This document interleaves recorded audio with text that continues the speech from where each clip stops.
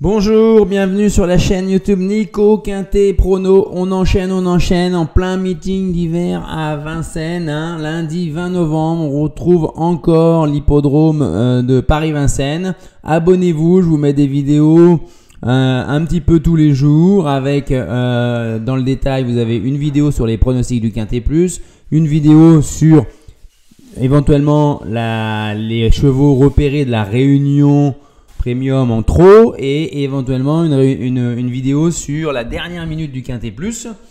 C'est vrai qu'on est un peu moins bien en ce moment. On surfait sur une bonne période depuis le début du meeting, début novembre. Et là, on essuie un petit peu quelques contre-performances. Ça s'essouffle un petit peu. Je m'en doutais un petit peu qu'on n'allait pas pouvoir continuer sur ce rythme-là. Mais malgré tout, on lâche pas l'affaire. Attention, on va continuer. Là, il y a une belle course demain, je vais vous en parler. Un petit retour sur ce prix de Bretagne qui finalement a vu des circonstances de course très particulières où toute la ligne de la deuxième épaisseur n'a fait que reculer au détriment de la troisième épaisseur. Et c'est ainsi que des Hokkaido GL, Ampiam DSM, Hookerberry ou Serre du Landré avaient cette voie royale. Tant pis, j'avais pas envisagé ce scénario-là, mais bon, on a des enseignements. Par contre, pour mon favori, Orsi Dream, on l'a pas vu quoi. Il a fait la faute dans la descente, gêné par un ralentissement visiblement. Il faudra le revoir, tout comme Isoard Vedake, qui n'a pas couru mais qui a bien fini. Attention, sans être sollicité. Il y a quelques bonnes notes aussi. On passe à autre chose. Alors, on y va. Le prix Montignac-Charente, très très bonne course. Attention, pour 6 à 10 ans qui n'ont pas gagné 450 000 € sur le parcours classique des 2700 mètres grande piste à Vincennes. Et un seul poteau de départ et ils seront 15 cette fois-ci. D'où l'importance de prendre un bon départ. Et des fois, on se demande pourquoi il y a des drivers qui partent derrière d'autres. Alors c'est vrai que des fois des chevaux susceptibles, ils ont besoin d'avoir un dos pour s'élancer, mais des fois des premières chances s'élancent derrière d'autres dans les élastiques, dans la raquette. J'ai du mal à comprendre. Et là c'est déjà un premier obstacle, on va dire. Donc demain ils seront 15. Avec surtout on va prendre appui sur les plus jeunes et notamment les 6 ans qui ne sont pas si nombreux que ça. Ils ne sont que 3. Dont le JMB qui est un petit peu surclassé comme il l'était d'ailleurs dans le lot d'avant et il s'est brûlé un peu, il a fini à pied. JMB, dernière course avec lui. On va voir ce que ça va donner cette course-là, mais je reste sur mes convictions. Je prends des risques toujours dans mes pronostics. Vous commencez à me connaître, donc ça veut dire que je vais pas vous donner les 8 premiers favoris de la presse, quoi. Vous le savez ça. Malgré tout, j'arrive à des bonnes statistiques sur les réussites en tiercé, quarté, quinté, mais j'essaye de trouver à chaque fois des chevaux qui viennent un peu de plus loin. Là, c'est possible qu'on ait quand même demain une arrivée. Tout du moins, les gros favoris sont assez solides. Après, il peut y avoir des grosses surprises. Voilà.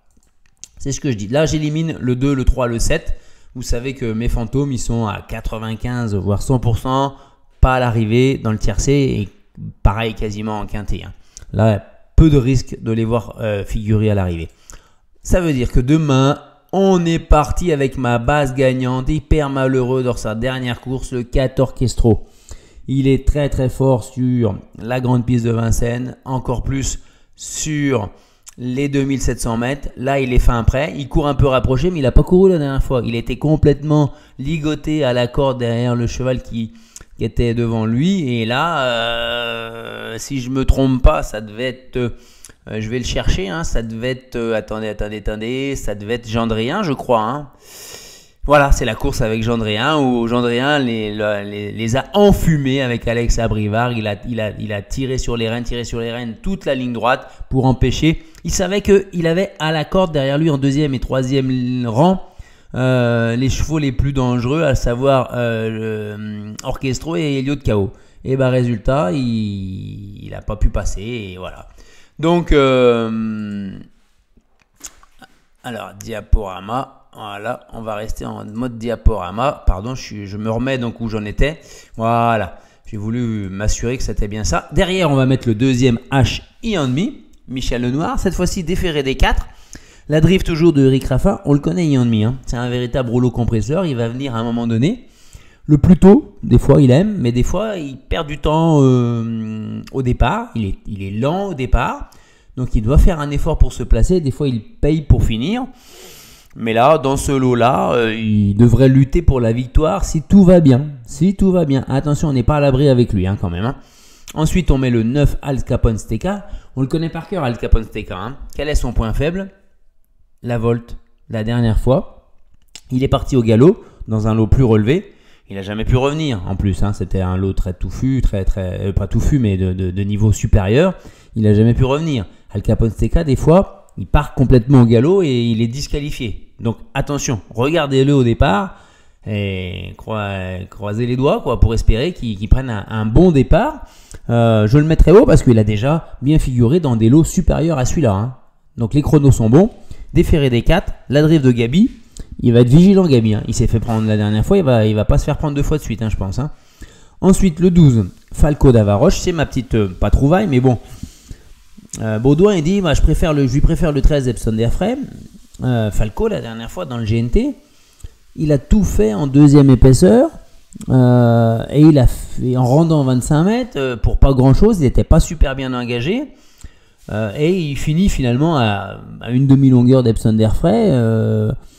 Moi je pense que déferré des 4 Falco d'Avaroche sur la grande piste, sur les parcours de tenue, il est dans son élément, donc je le mets très très haut. Et il va y avoir au moins 20-25 contre 1 puisque Baudouin, voilà. On va voir ce que ça donne. Ensuite, on y va avec le 5, Esteban Giel. Voilà ma bête noire, hein. Vous le savez. Hein. Je ne l'ai pas joué la dernière fois parce qu'il avait le numéro 16 et finalement, il vient prendre une 4e place. Il me casse mon jeu. C'est comme ça avec lui. Donc là, je le joue. Ne le mettez pas dans vos jeux. Hein. C'est qu'il ne va pas être là. Hein. C'est rigolo, mais c'est un peu comme ça. Mais il a très bien fini la dernière fois. La drift de François Lagadec, déferré des 4. Un engagement qui n'est pas si mauvais que ça, même s'il y a des chevaux plus jeunes, plus argentés que lui. Mais une 4-5e place, c'est ce qu'il va viser. Petit parcours, il n'a pas de marge. Hein. Le 11, Djembé d'Orgère. C'est pas souvent que je joue des chevaux qui rentrent. Mais là, Djembé d'Orgère, il a jamais été aussi en forme. Hein. Regardez sa musique, 2e, 5e, 6e, 1er, 2e, 3e. Il fait une rentrée de 60 jours, je crois. Il est lent au départ. Là, faudra pas attendre des miracles. Hein. Avec 15 chevaux, il va démarrer lentement. Et il va essayer de bien finir progressivement. Mais il est dans la forme de sa vie. Il a repris de la fraîcheur. Je pense qu'avec Mathieu Abrivard, il peut faire afficher 35-40 contre 1 malgré tout. Hein. C'est pour ça que je vous dis que là, c'est assez solide devant, 4 et 6. Derrière, là, si ça rentre, ça va être des cotes. Ensuite, je vous mets Goéland Fort. Je pense que ça va être l'un des favoris. Il va être à 6-7 contre 1. Christian Bijon le confie à Damien Bonne. Il est déferré des 4. Il est au plafond des gains. Il s'est déjà illustré dans des lots supérieurs. La dernière fois, il était ferré. Là, il est complètement déferré. S'il n'y a pas de problème de parcours, il va être dans le quintet. Je pense que c'est une base de quintet et vous allez voir, je vais vous en reparler après. Hein. Et enfin, on termine par un énorme coup de poker, mais je joue ce que j'ai vu. C'est-à-dire que la dernière fois, Eddie Pomereux, il y a un an, il faisait l'arrivée avec Goéland, avec Falco, avec Ian-Me, avec ces chevaux-là. Hein. Il est capable de les regarder droit dans les yeux. Sauf que, voilà, sa musique, hein, 7, 8, 11, 7, 5, 12, 11. Ça devient compliqué, il y a le poids des âges. Maintenant, plaqué des antérieurs, déferré des postérieurs et surtout la drift de David Thomas qui va pouvoir lui donner le parcours qu'il lui faut pour venir prendre la 5e place à 60 contre 1. Je l'ai vu sa dernière course dans le prix Médusa, je crois, hein, où il rendait 25 mètres à Eclair Gold notamment, hein, des chevaux qui ont une bonne valeur sur les 2700 grandes pistes. Mais lui, il est venu de l'arrière où il y a quasiment personne n'a été capable de revenir de l'arrière. Et lui, il a tenté sa chance en 4e et en 5e épaisseur dans le dernier virage. Mais il n'a jamais molli. Il n'est pas si loin que ça. S'il a un meilleur parcours, c'est un super engagement pour lui là, hein. C'est l'un de ses meilleurs engagements à Vincennes. Je pense qu'il va descendre après sur Cagnes-sur-Mer. Donc là, Eddy Dupomereux, grosse surprise éventuelle. Ça fait que du coup, le regret, c'est Epson Derfray. J'ai bien aimé sa dernière fin de course. Maintenant, revenir à Vincennes, là où il a eu des combats, mais plus que difficiles, il en voulait plus de cette grande piste à Vincennes, tellement ça devenait difficile pour lui. Surtout s'il est délicat au départ et qu'il perd du terrain. Par contre, c'est vrai qu'il est mieux maintenant venu de l'arrière. Je ne pense pas que Nivard ait l'idée de le mener tête et corde. Mais bon, c'est vraiment un regret, hein. Donc si vous le préférez à un autre, et ben remplacez, je sais pas, Eddy Dupomereux, Djembé d'Orgère, Esteban Giel, et mettez-le. Ensuite, le béton. Donc on est à Orchestro. Je pense que là, je suis sur un indice de confiance de 4 sur 5. Hein. Ensuite, le copain, ça va être Goélando Fort. Pardon, ça fait une deuxième bonne base pour moi, hein. Là, c'est vraiment deux bons chevaux qui peuvent faire l'arrivée, hein. Et derrière, le coquin Falco d'Avaroche. La déception, j'ai mis 55 Bond. Bonne statistique, hein, 2700 mètres grande piste. Les frères Martens, ils préparent Cagnes-sur-Mer aussi. Il n'a pas couru depuis un petit moment. Il le défère quand même des 4. Il est au plafond des gars. C'est un super engagement, hein. Mais pour une rentrée, ça reste une rentrée.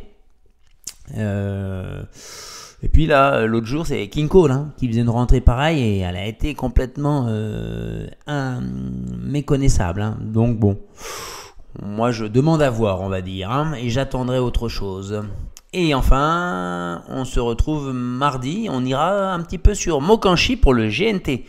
La dernière étape avant la finale à Paris. On va revoir notamment Horace Dugoutier. Allez, on s'abonne. Vous avez été extrêmement nombreux. Vous étiez plus de personnes à avoir regardé la vidéo qu'il n'y a d'abonnés. Alors imaginez-vous, je vous avais gâté. Certes, le pronostic n'est pas au rendez-vous, mais vous avez pu avoir tous les éléments en votre possession pour faire votre jeu. J'espère que c'est vous qui gagnez les 700 000 € dans